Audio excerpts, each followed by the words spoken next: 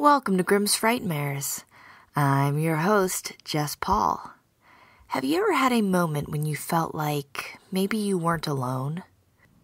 Where you were sure you felt a presence in the room with you, only to dismiss the notion and explain it away? Maybe you were just tired and hearing things. Or maybe you were coming down with a fever and hallucinating. We seem to have a natural instinct to blame things we don't understand on something simple, even when it's anything but.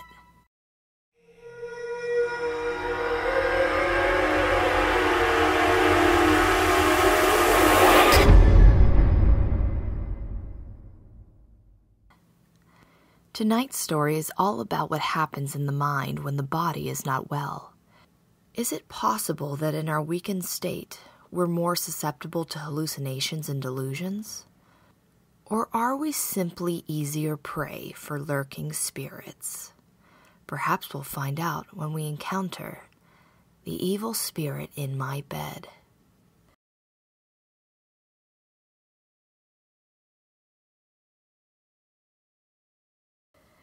To be fair, I have a healthy dose of skepticism, but it's hard to ignore a ghost when it's in your face, even if there are mitigating circumstances.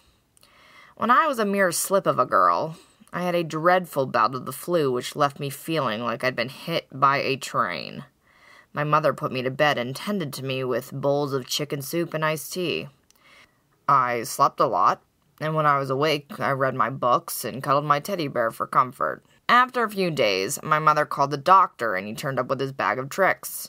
Having to swallow disgusting medicine seemed like hell, but that was nothing when something frightening happened to me.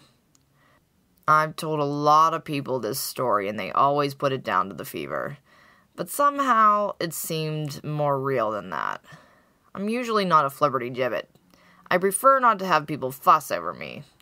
So when I slipped into a heavy fever, I tried to keep it to myself. I can't explain why, but I was embarrassed when I started sweating profusely in the middle of the night. I worried that Mother would think I wet the bed, but then I heard something that distracted me. A guttural sound like congested breathing came from nowhere. Being congested myself, I thought for a while that the sound was coming from my own throat. Also, being a little like a scientist, I always have to test things, so I held my breath to see if the noise was something else. The sweat froze on my skin, and my hair stood on end when I continued to hear the rattling breath. I squealed, but still didn't call for my parents. Then I saw my breath coming out like cigarette smoke. At first I thought it was funny. I kept deliberately exhaling strongly, but then I heard a nasty chuckle which made me sit up in my bed straight away. I could feel the chilly air and started to shiver as the chuckling voice continued. I was shaking so much as I reached to turn the lamp on. My fingers struggled to find the switch, but I froze when the chuckling stopped. Even though I was dizzy, I knew something else was in the room. Shuddering with fear, I couldn't believe that I was watching a black fog forming at the foot of my bed, illuminated by the streetlights from outside. I finally was able to flick the switch and the light came on, but the fog continued to grow at the end of my bed.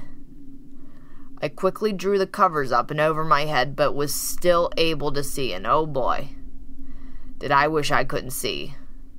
I was petrified when I saw the black fog spreading like storm clouds under the sheets and heading towards me.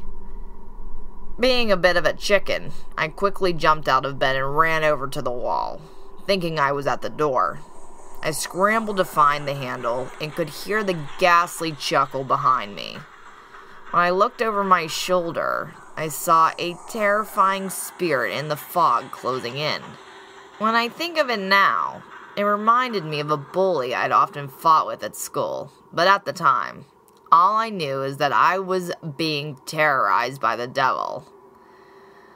When it got to me, I screamed and began clawing at the walls until my parents rushed in. They grabbed me and pulled me away from the wall. I was delirious, so they took me straight to the hospital. My fever soon broke and they settled me down enough to come back home. I never saw anything like that ever again.